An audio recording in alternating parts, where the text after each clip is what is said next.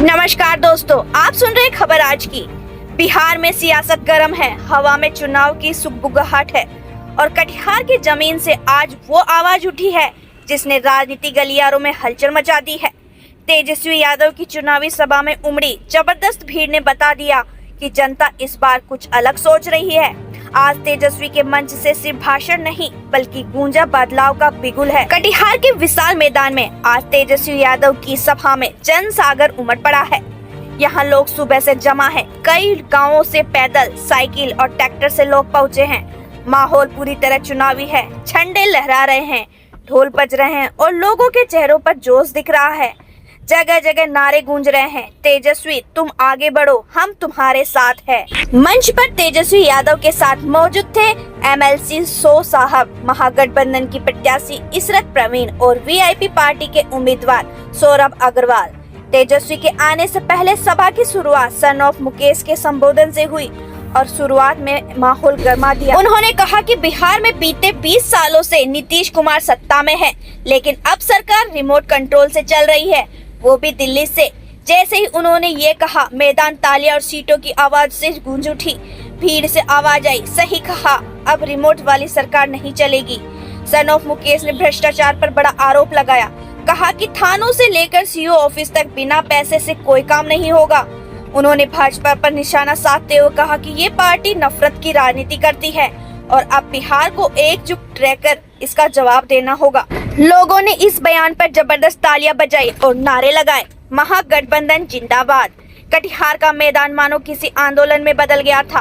भीड़ के जोश के बीच मंच पर पहुंचे तेजस्वी प्रसाद यादव। उनकी झलक पाने के लिए लोगों ने मोबाइल उठाकर वीडियो बनाना शुरू किया। तेजस्वी ने जैसे ही माइक संभाला, पूरा मैदान गरज उठा। उन्होंने कहा, अब बिहार में वो सरकार चाहिए जो लालू प्रसाद यादव जी की विश्वास की सरकार हो, जहां हर जाति, हर धर्म, हर वर्ग के लोगों को मिले सम्मान। तेजस्वी यादव ने कहा कि सरकार सिर्फ सत्ता के लिए नहीं बल्कि लोगों के सम्मान और रोजगार के लिए हो। तेजस्वी ने आगे कहा कि अब बिहार के युवाओं को रोजगार के लिए दिल्ली या मुंबई नहीं जाना पड़ेगा। उन्होंने कहा कि बिहार में ही रोजगार मिलेगा, बिहार में ही सम्मान मिलेगा। उन्होंने सीमांचल क्षेत्र के विकास की बात की और महिलाओं की सुरक्षा और सम्मान का वादा भी किया। लोगों के चेहरों पर संतोष था। उन्हें लग रहा था कि कोई उनकी बात सच में सुन रहा है। तेजस्वी यादव ने अपने भाषण के अंत में जनता से अपील की कि आपसे बस इतना कहना है कि गठबंधन को शक्ति दीजिए, कटिहार से इशरत प्रवीण को और यहाँ से सौरभ अग्रवाल को जिताइए। ये जीत सिर्फ उम्मीदवार की नहीं बल्कि बिहार के आत्मसम्मान की जीत होगी। सभा के खत्म होने के बाद भी भीड़ देर तक वहीं रुकी रही। लोग कहते रहे, भाषण दिल से बोला गया था। कटिहार की ये सभा अब चर्चा का विषय बन गई है। राजनीतिक गलियारों में सवाल उठ रहा है कि क्या तेजस्वी यादव का ये जोश वोट में तब्दील हो जाएगा? क्या महागठबंधन का ये एकजुट चेहरा बिहार की राजनीति में नया अध्याय लिख पाएगा या फिर सत्ता की बाजी एक बार फिर पुरानी लकीरों पर लौट आएगी? बिहार की राजनीति के आरोप प्रत्यारोप का दौर तेज हो चुका है। एक तरफ नीतीश कुमार अपनी उपलब्धियां गिना रहे हैं तो दूसरी तरफ तेजस्वी यादव बदलाव की बात कर रहे हैं।